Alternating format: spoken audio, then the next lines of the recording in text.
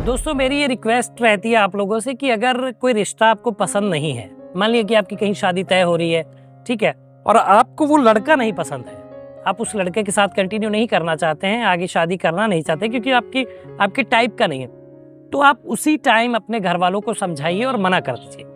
क्योंकि शादी होने के बाद उस रिश्ते को खत्म करना, 7 फेरे हो जाने के बाद सारी चीजें करना, वो थोड़ा सा टफ हो जाता है। तो आज ऐसी कहानी गोरखपुर की है जो मैं आपको बताऊंगा कि क्या मैटर उसमें हुआ, क्या वो लड़की चाहती है, क्या पूरा माजरा है, आइए बताते हैं। अनसुलझे रिश्तों को सुलझाती एक डोर, यानी कि मैं आपका लव गुरु। नमस्कार दोस्तों, मैं हूं युवराज सिंह और आप देख रहे हो मेरा यूट्यूब चैनल लव गुरु युवराज। दोस्तों आशा करता हूं आप लोग स्वस्थ होंगे, मस्त होंगे और अपनी लाइफ को एंजॉय कर रहे होंगे। दोस्तों कहानी है गोरखपुर की, एक गरीब परिवार की कहानी है। जो पिता है, जो बेटियों का बाप है, उसके 3 बेटियां हैं। पंक्चर की एक दुकान है, साइकिल के पंक्चर लगाता है। तो जानते हो कितनी अर्निंग वो बेचारा कर पाता हो। अब बेटियां सयानी हो गई हैं।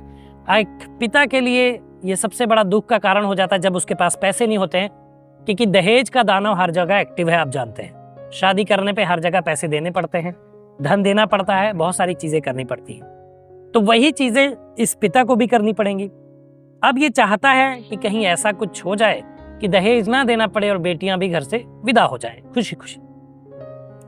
इनकी बड़ी बेटी की उम्र है करीब 20 साल, बाकी इनसे 3 जो 2 और हैं वो छोटी हैं। तो एक गोरखपुर से इनकी कोई जान पहचान थी लखनऊ में, जहां पे इन्होंने एक लड़का ढूंढा, लेकिन वो लड़का इस लड़की से ज्यादा उम्र का था, उसकी शादी नहीं हुई थी। माने कि वही 20 साल की, तो 38-40 के करीब था। लेकिन उसका अपना घर है और एक किराने की दुकान वो चलाता है। तो अब इस पिता के लिए यही था कि भाई वो लड़की वाले दहेज नहीं मांग रहे हैं क्योंकि लड़का बड़ा है, तो वो चाहते हैं कि शादी हो जाए कैसे न कैसे, और दहेज हम नहीं लेंगे, कुछ भी बिना 2 कपड़ों में शादी हो जाए, बस ये वो चाहते हैं। तो इन्होंने लड़की को बताया कि लड़का ऐसा ऐसा है और अब हम लोग गरीब हैं तो शादी कर नहीं सकते, अमीर जगह पे तुम्हारी उम्र का लड़का नहीं मिल रहा है, तो ये मिला है, तो मैं चाहता हूं कि तुम खुशी खुशी वहां शादी कर लो और अच्छे से रहो, क्योंकि वो दहेज का एक पैसा नहीं मांग रहे और मैं दहेज दे नहीं सकता, तुम ये बात जानती हो। बेटी अपने मजबूर पिता की बात समझ जाती है और दर्द भी समझती है कि पिताजी के पास पैसे नहीं।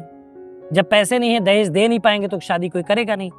अब जो मेरे किस्मत में लिखा है मैं उसी को अपना मान लेती हूँ और आगे बढ़ती हूँ और शादी कर लेती हूँ। चलिए बात हाँ हो गई और शादी की तैयारियां हो गई, सारी चीजें हुई, शादी हुई, अच्छे से शादी निपट गई।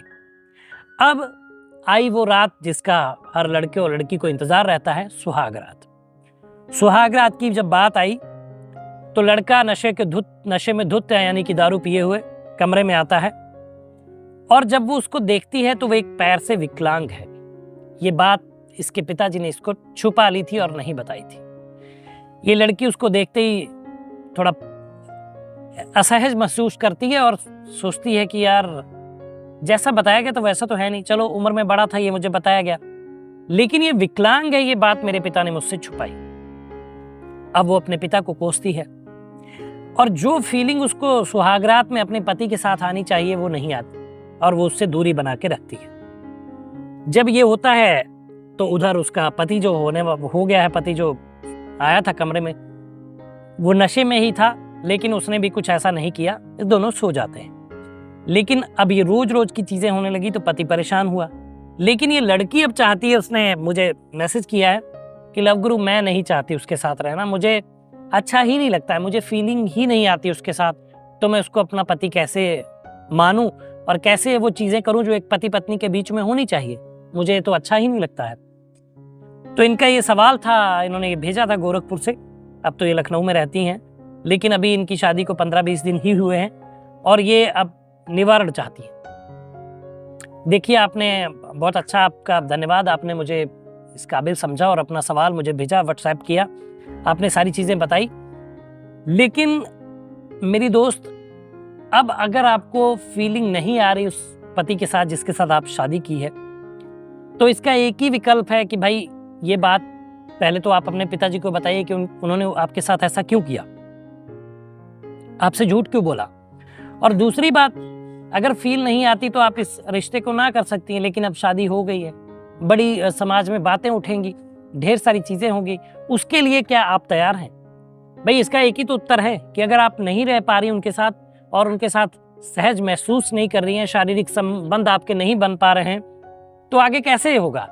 क्योंकि शादीशुदा जीवन में ये तो होता ही है, क्योंकि इसी से संसार चलता है, बच्चे होते हैं। तो विकल्प तो यही है कि आप उनको छोड़ दीजिए भाई, और अपने घर पे ये बात बता दीजिए, और इसका कोई निवारण नहीं है।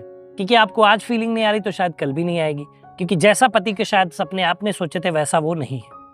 तो ये निवारण है आपके लिए। दोस्तों आप लोग भी कमेंट में बता सकते हैं, अपनी राय रख सकते हैं क्या करना चाहिए, क्योंकि लेकिन छोड़ पाना भी एक थोड़ा टफ मैटर हो जाएगा आपके लिए, क्योंकि आपके पिताजी वैसे ही परेशान है, पैसा नहीं है, सारी चीज़ें हो जाएंगी। तो दोस्तों आप भी अपनी राय रख सकते हैं, और आप प्यार की किसी समस्या में इनकी तरह या असमंजस में हैं तो आप अपना एक मुझे सवाल भेज सकते हैं। मेरे व्हाट्सएप नंबर नीचे फ्लैश हो रहा है, उस पर मैं सुनूंगा उसको और आपको बताऊंगा वीडियो के माध्यम से, और आपको उस परेशानी से बाहर निकालूंगा, आपका नाम पता गुप्त रखते हुए।